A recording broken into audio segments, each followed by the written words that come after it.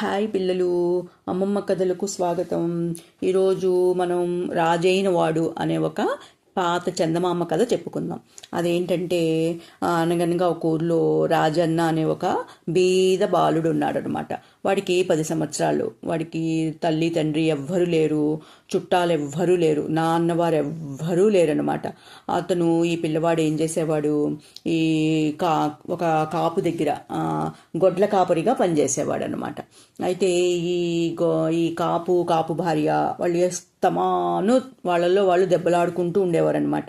వాళ్ళకి ఇరుగు పొరుగు వాళ్ళతో కూడా సరిపడేది కాదు.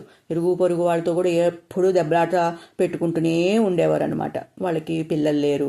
అలా అని పోనీ చుట్టుపక్కల ఉన్న పిల్లల్ని ముద్దు చేసేవారా అంటే అలా ముద్దు చేసేవారు కూడా కాదనమాట.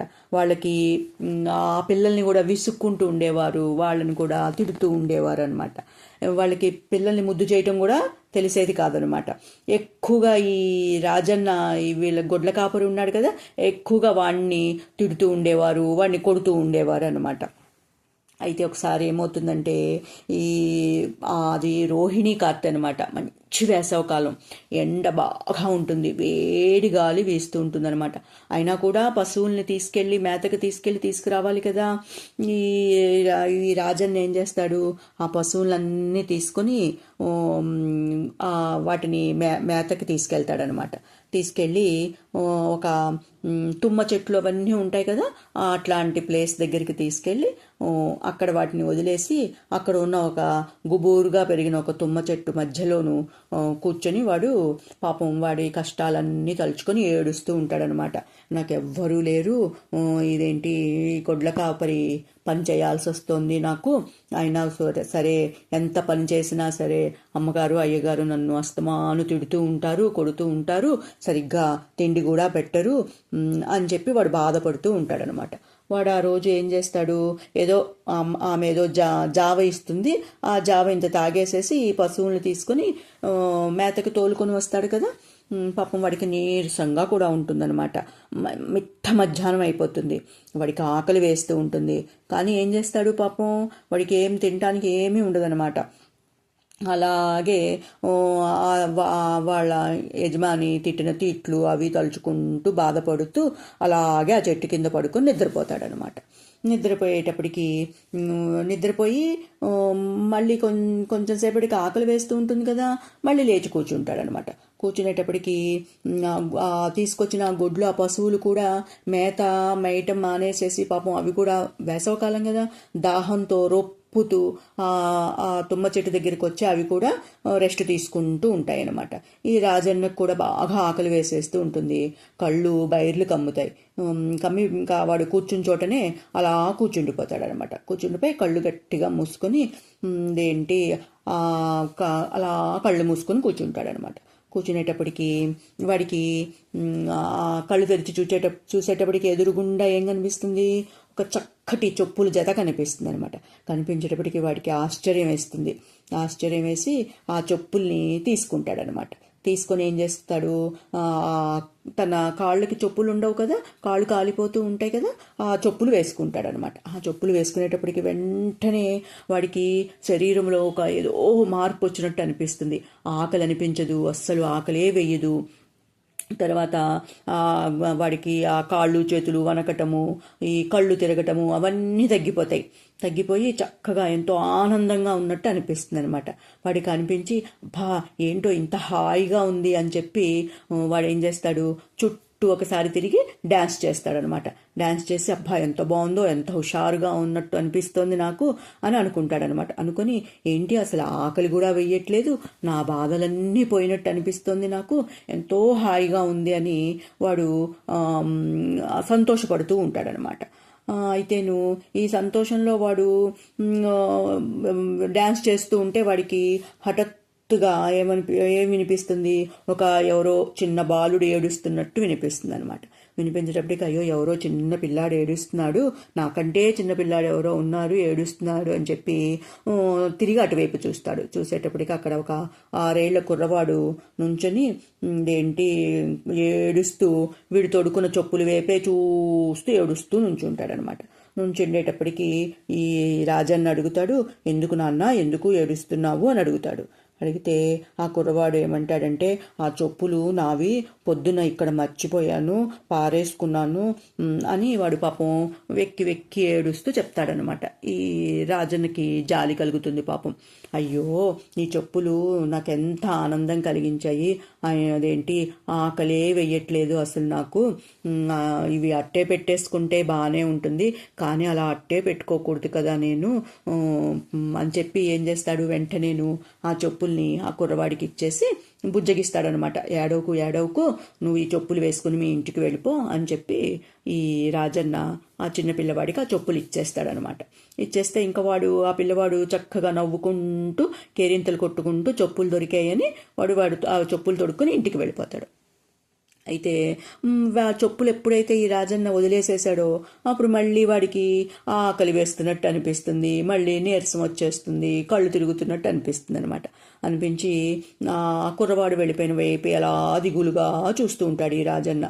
అయ్యో, మళ్ళీ నా కష్టాలు నాకు వచ్చేసాయి, ఈ చెప్పులు వేసుకుంటే ఏమిటో చాలా హాయిగా ఉన్నట్టు అనిపించింది అనుకుంటాడు. అనుకొని సరేలే అని ఇంకా ఆ పశువులను తోలుకొని ఇంటికి వెళ్ళిపోతాడనమాట. మళ్ళీ మరునాడు మళ్ళీ పశువులను తోలుకొని మళ్ళీ అదే టైంకి అక్కడికి వస్తాడు. వచ్చి మళ్ళీ అక్కడే ఆ తుమ్మ చెట్టు కింద కూర్చొని మళ్ళీ కళ్ళు మూసుకొని నిద్రపోతూ ఉంటాడనమాట. అంటే ఎంత ఎండగా ఉంటుంది, వడగాలి కొడుతూ ఉంటుంది శరీరానికి, పాపం వాడికి ఆకలి వేస్తూ ఉంటుంది. అయినా కూడా అలాగే ఆ తుమ్మ చెట్టు కిందే కూర్చుని ఉంటాడనమాట. కానీ అటు ఇటు చూస్తుంటాడు. ఎందుకని, కిందటిసారి ముందు రోజు కనిపించినట్టు మళ్ళీ ఆ చెప్పుల జత ఏమన్నా కనిపిస్తుందేమో అని వీడికి ఆశ అనమాట రాజన్నకి. చివరికి ఏమవుతుంది, ఒక సుడిగాలి లాంటిది పెద్ద గాలి అనమాట. పెద్ద గాలి వచ్చి ఆ గాలిలో ఎండుటాకులు, చెత్త చెదారము, బోళ్ళంతా కర్ర ముక్కలు ఇవన్నీ ఎగురుకుంటూ ఆ తుమ్మ చెట్లలోకి వచ్చేస్తుంది అనమాట గాలితో పాటు. వచ్చేస్తూ ఆ గాలితో పాటు ఏమవుతుంది, వీడికి ఉక్కిరి బిక్కిరి అయిపోతుంది అనమాట. ఇసుక అవన్నీ కంట్లో పడిపోతాయి కదా, ఉక్కిరి బిక్కిరి అయిపోయి కళ్ళు గట్టిగా మూసుకుంటాడనమాట. మూసుకొని ఆ గాలి అదంతా తగ్గిన తర్వాత అప్పుడు మళ్ళీ కళ్ళు తెరిచి చూస్తాడు. కళ్ళు తెరిచి చూసేటప్పటికి ఎదురుగుండా వాడికి ఒక చక్కటి కుచ్చులతో ఉన్న టోపీ కనిపిస్తుంది అనమాట. టోపీ కనిపించేటప్పటికి వీడేం చేస్తాడు, ఈ రాజన్న గబుక్కుని వెళ్ళి ఆ టోపీ తీసుకుని తల మీద పెట్టుకుంటాడు. తల మీద పెట్టుకునేటప్పటికి కిందటి రోజులాగే వీడికి ఆ టోపీ తల మీద పెట్టుకోగానే వీడికి ఆకలి, నీరసము, కళ్ళు తిరగటము ఇవన్నీ మళ్ళీ తగ్గిపోతాయి అనమాట.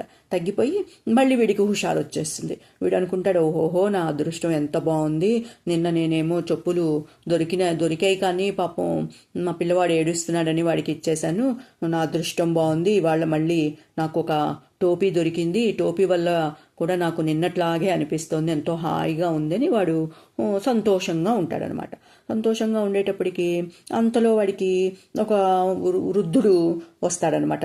ఈ రాజన్న దగ్గరికి వచ్చి, అబ్బాయి ఆ టోపీ నాకు ఇచ్చేయి, సుడిగాలికి ఇప్పుడు వచ్చిన ఈ గాలికి నా తల మించి ఆ టోపీ ఎగిరి ఇటు వచ్చేసేసింది, ఇక్కడ పడింది, ఆ టోపీ నాది, నాకు ఇచ్చేయి అంటాడనమాట.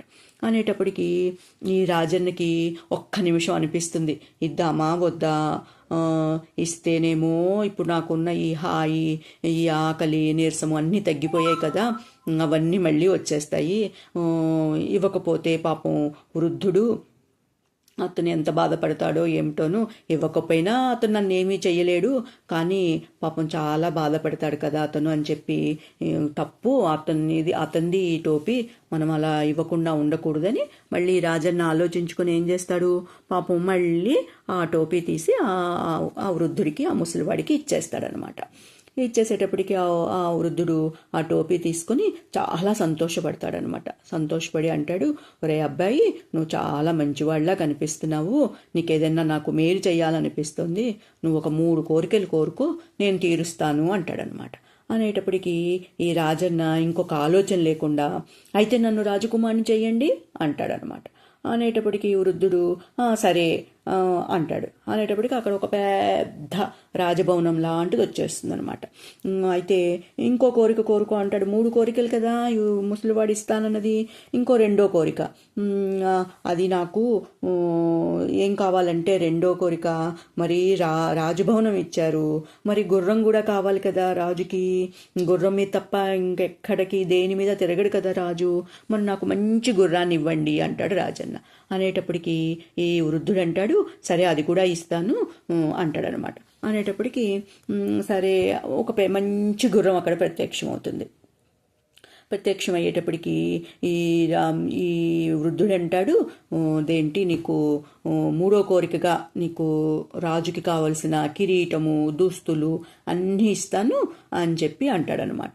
అనేటప్పటికీ ఈ రాజన్నకి మంచి దుస్తులు ఒంటి మీదకి వచ్చేస్తాయి, కిరీటం వచ్చేస్తుంది, పక్కన రాజప్రసాదం లాంటి భవనము, ఇటు చూస్తే పంచకళ్యాణి లాంటి తెల్లటి మంచి గుర్రము, ఇవన్నీ క్షణాల్లో అక్కడికి వచ్చేస్తాయి అనమాట. ఇప్పుడు ఈ రాజన్న ఏం చేస్తాడు, సంతోషంగా ఆ గుర్రం మీదకి ఒక్కసారి ఎగిరి గెంతి కూర్చొని రాజప్రసాదం అంటే ఆ రాజభవనం దగ్గరికి వెళ్తాడనమాట. వెళ్ళి ఆ గుర్రం దిగి లోపలికి వెళ్తాడు. లోపలికి వెళ్ళేటప్పటికి లోపల మంత్రులు సామంతులు బోళ్ళు మంది ఉద్యోగస్తులు అందరూ ఉంటారు. వాళ్ళు ఈ రాజన్నకి జయ జయధ్వానాలు చేస్తారనమాట. అప్పుడు ఈ రాజన్న ఏం చేస్తాడు, ఇంకా రాజుగా ఆ రాజ్యాన్ని అక్కడున్న రాజ్యాన్ని ఆ అడవంతా రాజ్యంగా అయిపోతుందనమాట. అంత రాజ్యాన్ని పరిపాలిస్తూ ఎంతో సంతోషంగా ఉంటాడనమాట. కానీ ఈ రాజన్నకి ఇంకెప్పుడు ఎన్నిసార్లు ప్రయత్నం చేసినా ఆ వృద్ధుడు మాత్రం మళ్ళీ ఎప్పుడూ కనిపించలేదనమాట ఈ రాజన్నకి ఎందుకు ఇటువంటి అదృష్టం దక్కింది అంటే, రాజన్న చాలా మంచివాడిగా ఉన్నాడు కదా. ఎవరు ఇతర సొమ్ములు తను దొరికినా కూడా తీసుకోకుండా వాళ్ళకి మళ్ళీ తిరిగి ఇచ్చేశాడు కదా. అందుకని ఆ వృద్ధుడికి ఈ రాజన్న మీద దయ కలిగి అవన్నీ ఇంతటి ఐశ్వర్యాన్ని రాజ్యాన్ని ఇచ్చాడు అని చెప్పి ఆ ప్రజలందరూ చాలా కాలం చెప్పుకున్నారన్నమాట. సరేనా మరి, కథ కంచికి మనమే. Bye bye, good night.